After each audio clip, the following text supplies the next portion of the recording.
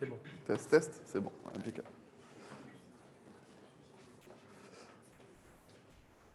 On est bon. Bonjour à tous, merci d'être là.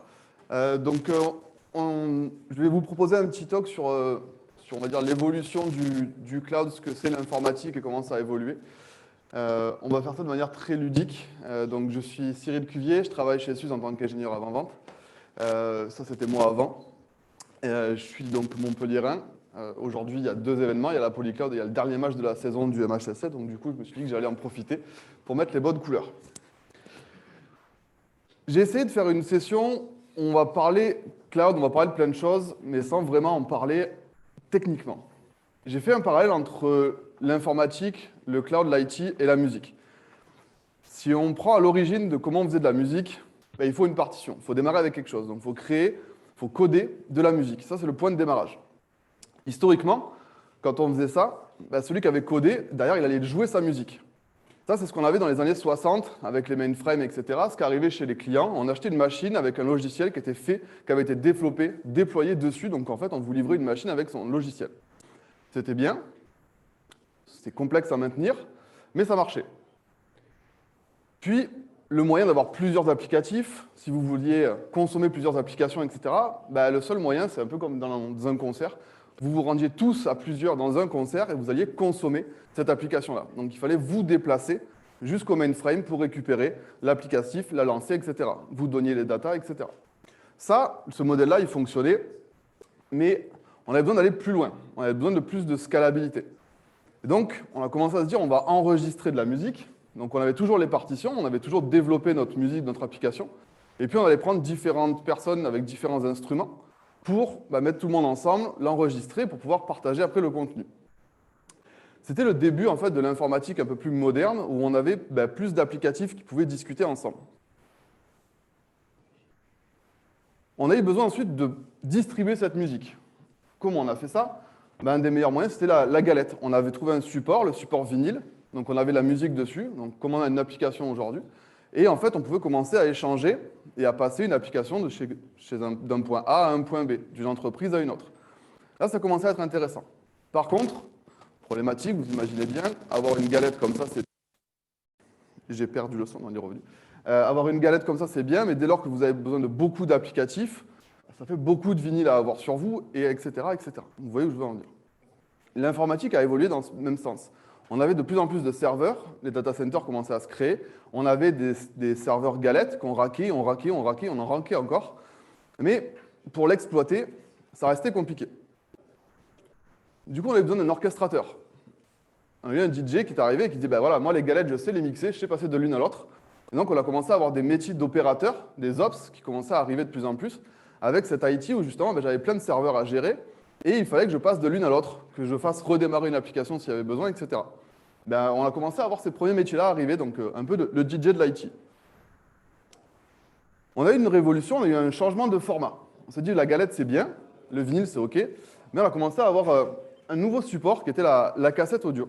La cassette audio, donc toujours dans de l'analogique, mais on pouvait enregistrer vachement plus de choses dessus, et surtout, c'était facile à transporter, à déplacer. Donc là, on a commencé à utiliser le réseau qu'on avait, pour faire passer d'un point A à un point B les applications, etc. Donc on a changé le form factor, mais dans l'idée, c'était toujours pareil. Quand je développais mon application ou ma musique, c'était encore un modèle un peu traditionnel où je devais enregistrer chacune de mes pistes, on mixait ça ensemble, et ensuite, on le passait sur une cassette. OK. Puis on a vu arriver des nouvelles choses. On s'est dit, tiens, si on mettait en fait 2 lecteurs cassettes, qu'on avait un peu de stockage aussi, on mettait les haut-parleurs, et ça faisait un peu, tout était recentré. Ça fait un peu de l'hyperconvergé. C'est-à-dire qu'on mettait tout au même endroit, plusieurs stockages, etc. Et on pouvait plus facilement transporter sa musique, transporter ses applicatifs, etc. Ça, c'est dans les années 80, on commençait à être dans ce modèle-là, à se dire, OK, on va partager plus facilement de la musique, on va avoir besoin de la consommer, etc., etc. Le modèle de développement commençait à évoluer. On avait toujours de l'analogique, mais on avait des façons d'enregistrer de la musique beaucoup plus avancées. On allait beaucoup plus vite.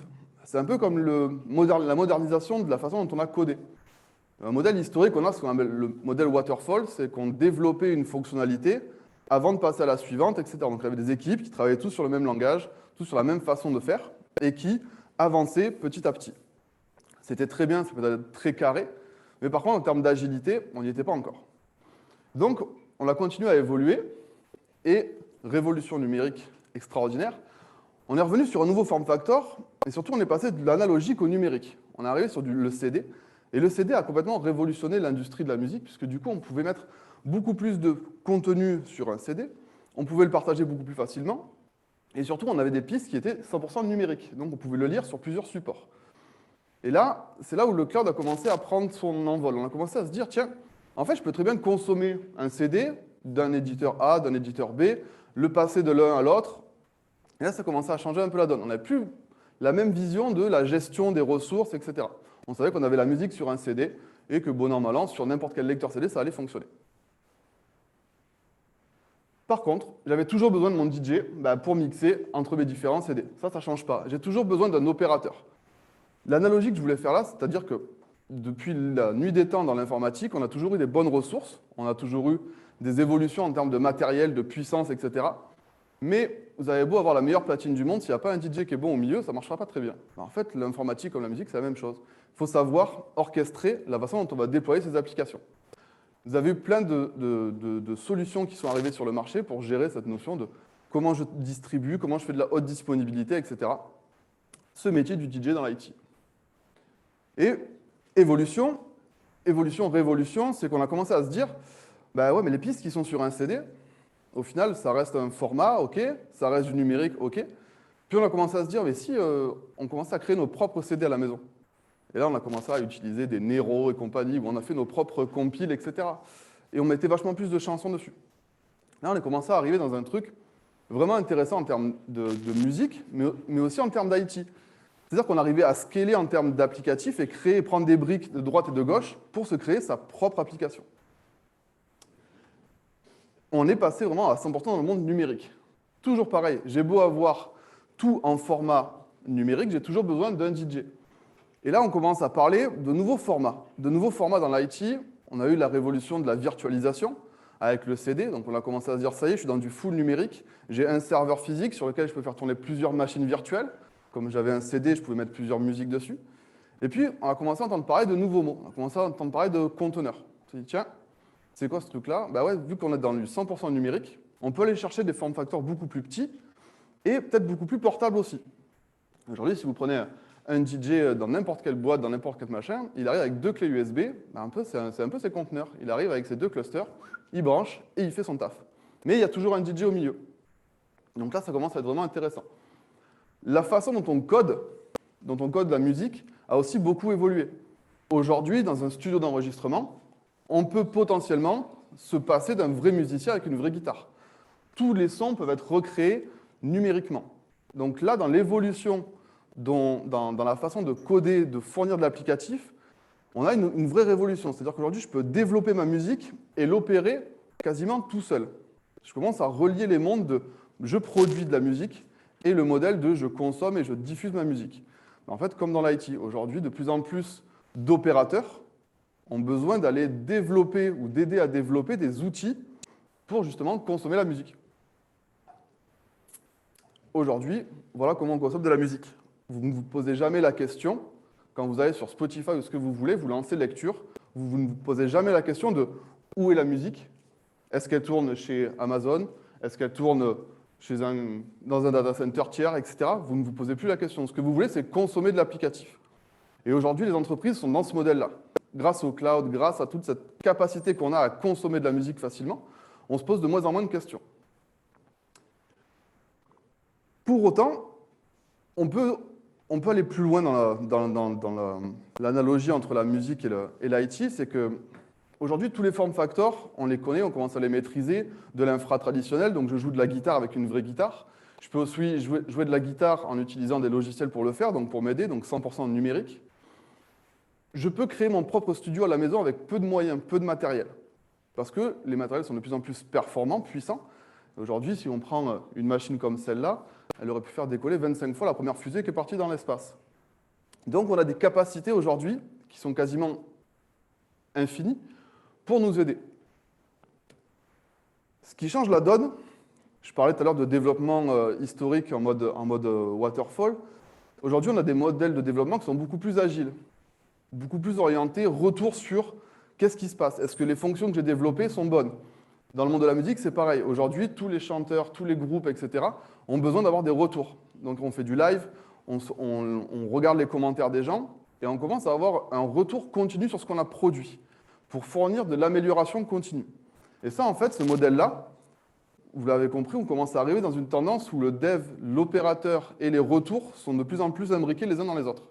Donc, on commence à toucher du doigt un modèle DevOps. D'un côté, je vais développer de l'application, j'ai besoin d'avoir un retour sur ce que j'ai déployé, sur ce que je vois, sur ce que je comprends. J'ai besoin de feedback de mes utilisateurs. Donc, est-ce que ça vous plaît, est-ce que ça ne vous plaît pas? Et ça, aujourd'hui, voilà, c'est un peu comme les Daft Punk. Vous en avez un qui va faire du dev, un qui va faire de l'ops, et ils vont travailler très bien ensemble. Je voulais en venir avec cette présentation, c'est de se dire qu'aujourd'hui, des technos, il y en a plein. On a parlé de virtualisation, on a parlé de conteneurisation, on parle de Kubernetes, on parle de plein de choses vachement intéressantes. On parle d'automatisation au niveau des ops. Il ne faut pas oublier que ça marche bien parce que derrière, vous serez le DJ, nous sommes un peu les DJ chez les clients, etc., pour vraiment faire en sorte que ça tombe en marche. Voilà l'idée de ce talk, c'était de parler vraiment de l'évolution de l'IT, du cloud computing, etc., et en faisant une petite analogie avec la musique.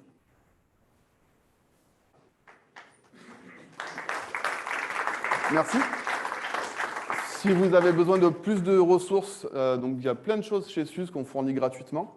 On est une société open source, donc il y a plein de contenus que vous pouvez utiliser librement. Vous avez des académies si vous voulez aller plus loin sur la partie cube notamment. Vous avez des rodés, on fait plein de choses en France. On n'est pas nombreux, mais on fait des choses plutôt pas mal. Voilà. N'hésitez pas à nous suivre dans tous les sens. Et puis, bonne journée ici à Polycloud.